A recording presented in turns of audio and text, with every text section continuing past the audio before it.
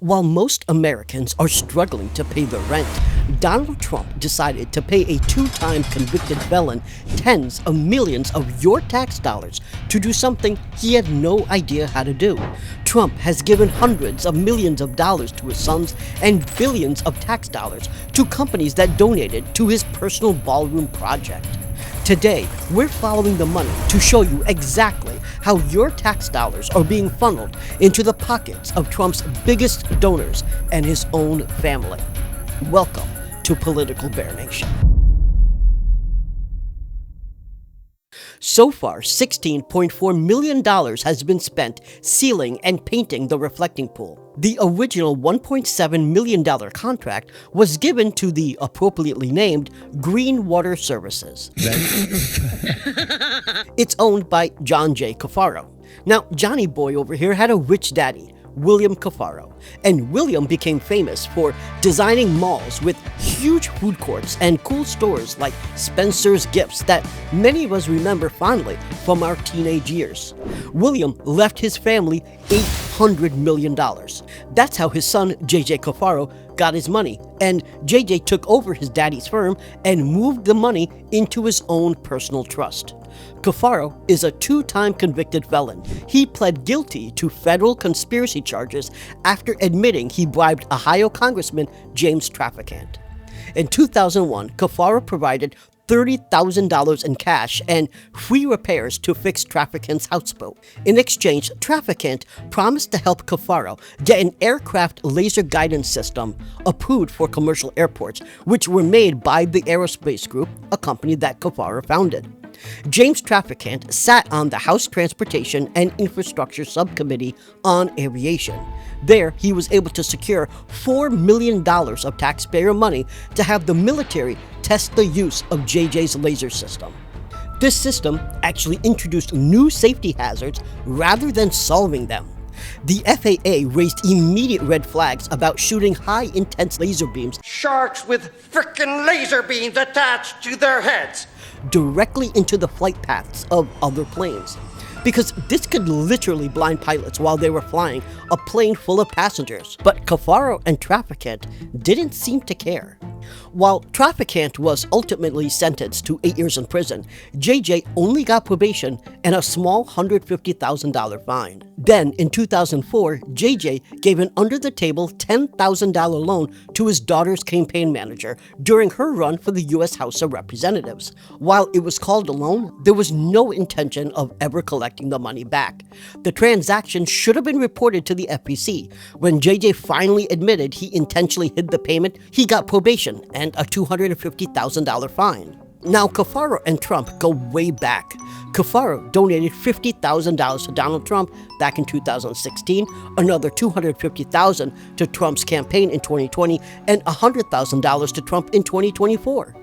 It was actually Ivanka Trump that reached out to JJ all the way back in 2016 to ask him for that initial $50,000 political donation.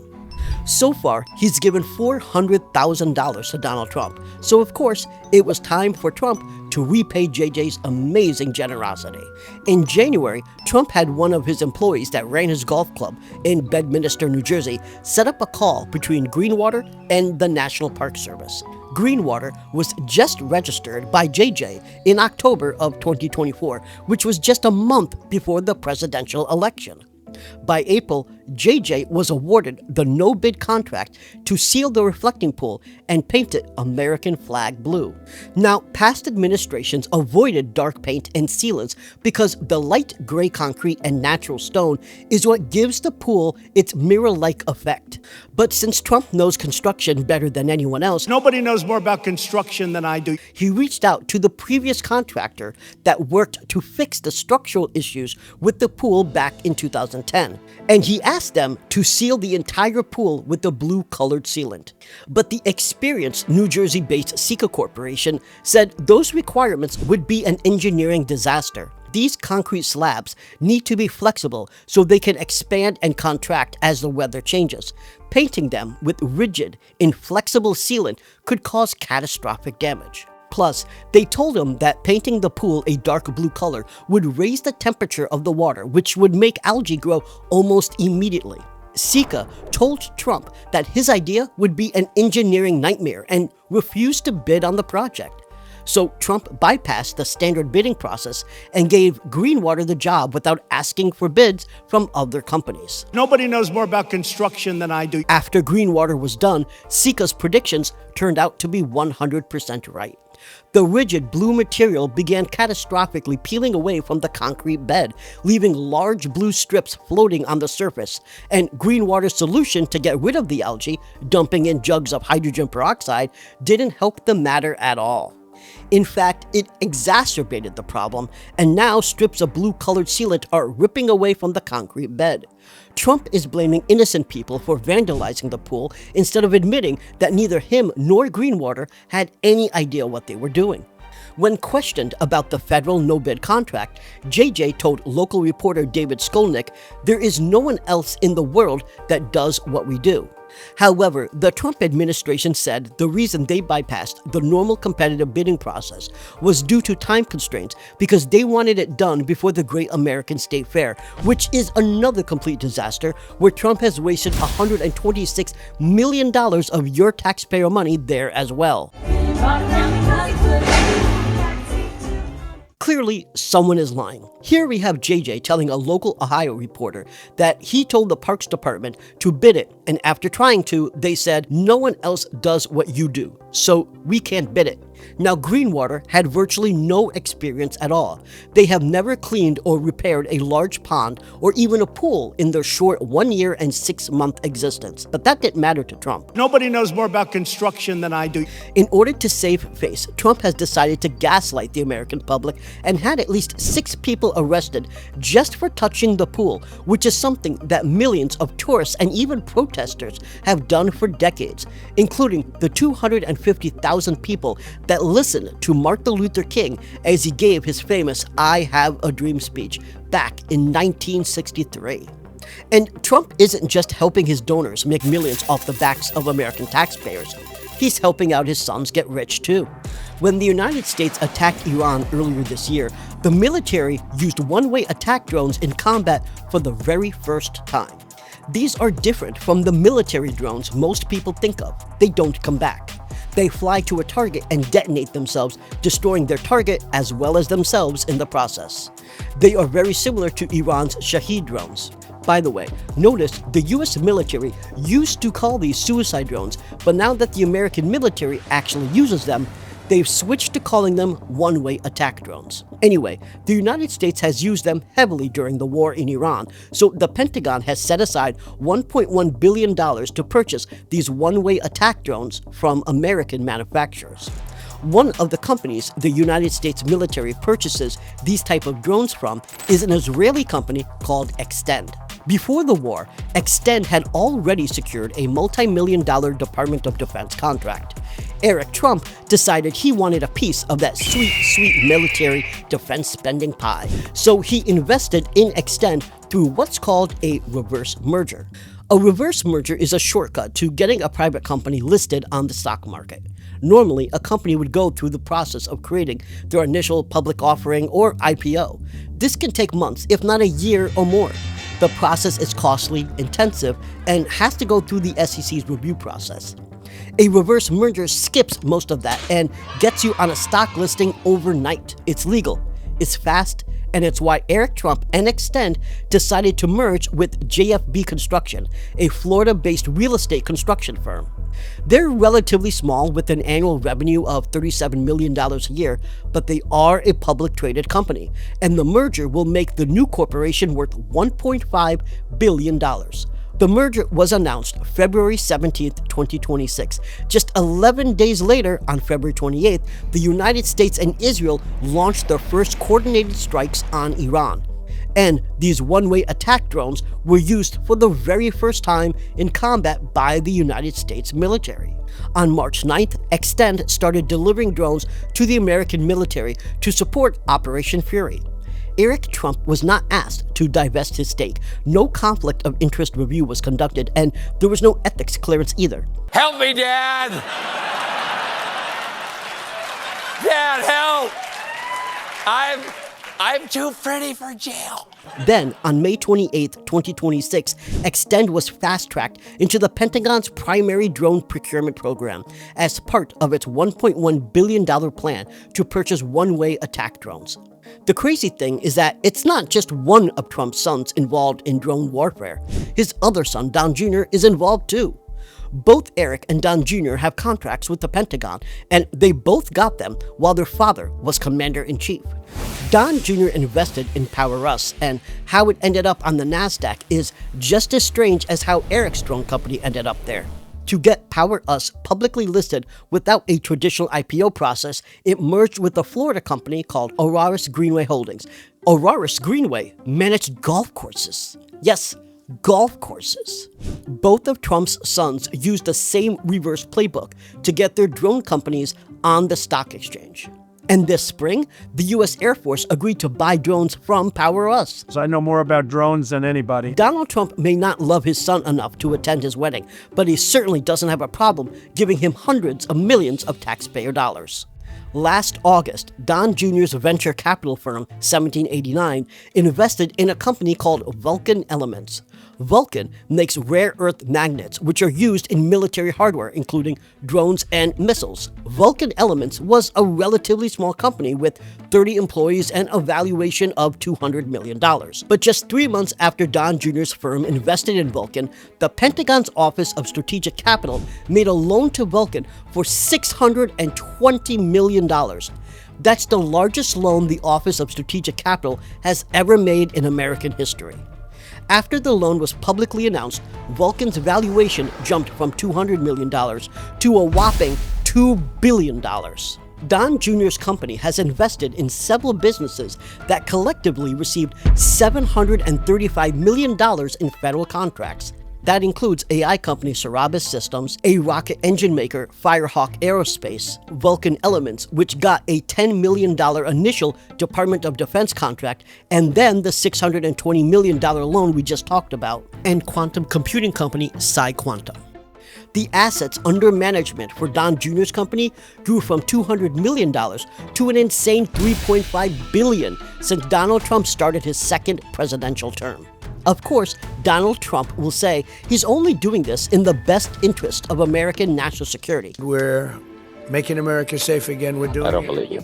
Yet at the same time he claims he is making decisions that keep us safe, he actually took money from America's nuclear deterrent system just so he could have a cushier plane to travel to Mar-a-Lago on the weekends.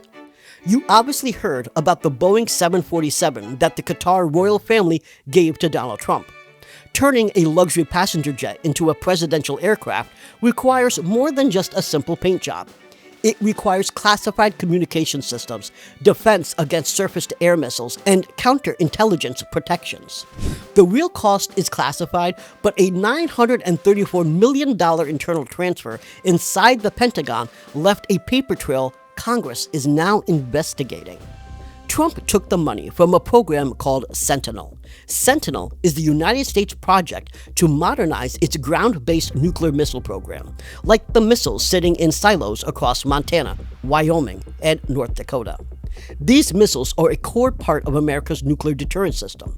Sentinel already has some serious financial problems, yet Trump took $934 million from Sentinel just to retrofit a plane that will become part of his own personal property when he leaves office in 2029.